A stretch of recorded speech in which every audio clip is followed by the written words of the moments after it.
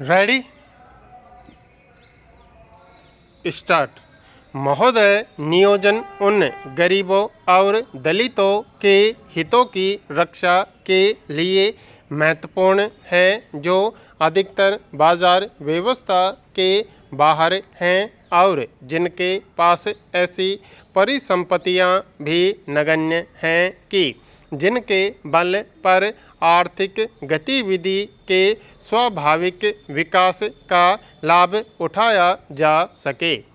पिछड़े, पहाड़ी और दूरदराज के क्षेत्रों के विकास एवं उनको आर्थिक गतिविधियों की मुख्य धारा से जोड़ने का काम केवल बाजार के ऊपर नहीं छोड़ा जा सकता और इसके लिए नियोजित प्रयास करने होंगे।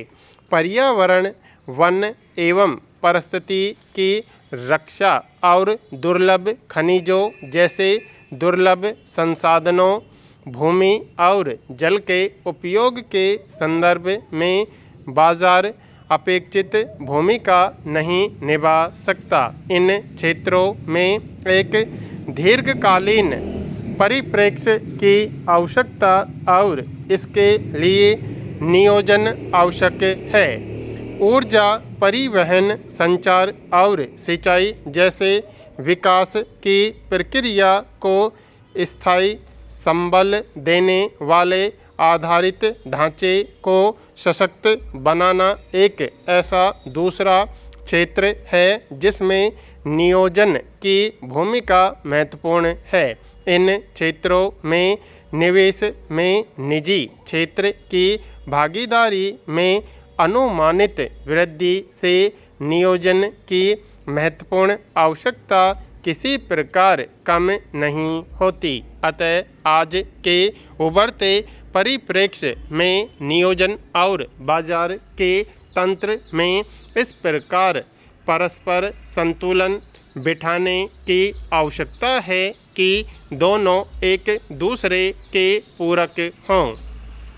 सार्वजनिक निवेश के लिए नियोजन भी कुछ निगमित नियोजन की तरह विशद होना चाहिए।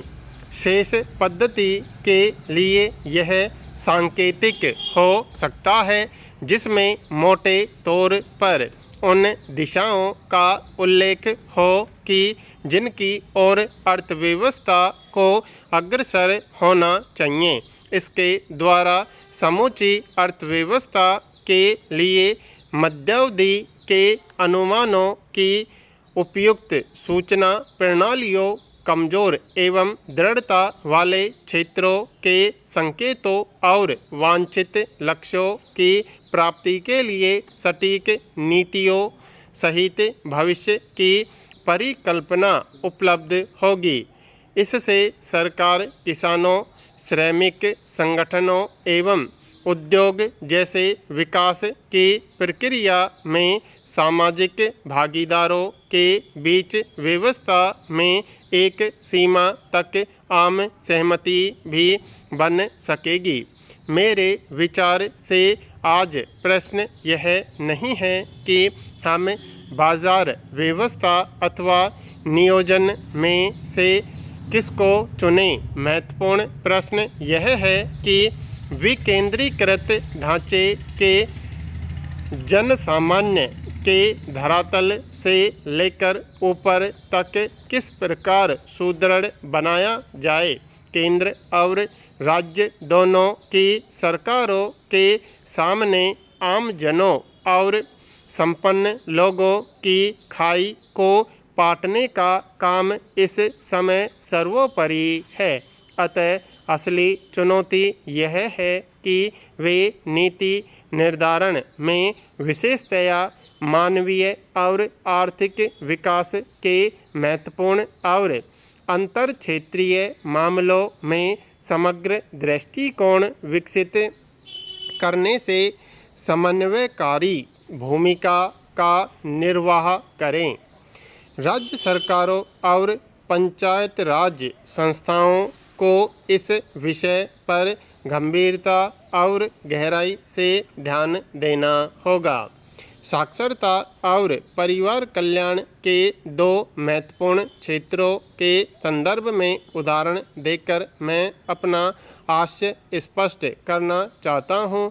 प्रौढ़ साक्षरता कार्यक्रमों को हाल ही तक केवल सरकार का दायित्व माना जाता था, पहले केरल में और अब देश के और आर्थिक पिछड़े क्षेत्रों में संपूर्ण साक्षरता के लिए चलाए गए व्यापक क्षेत्र विशिष्ट तथा समयबद्ध अभियानों की सफलता ने हमारे अंदर निरक्षरता को वर्तमान योजना में समाप्त करने का विश्वास उत्पन्न किया है।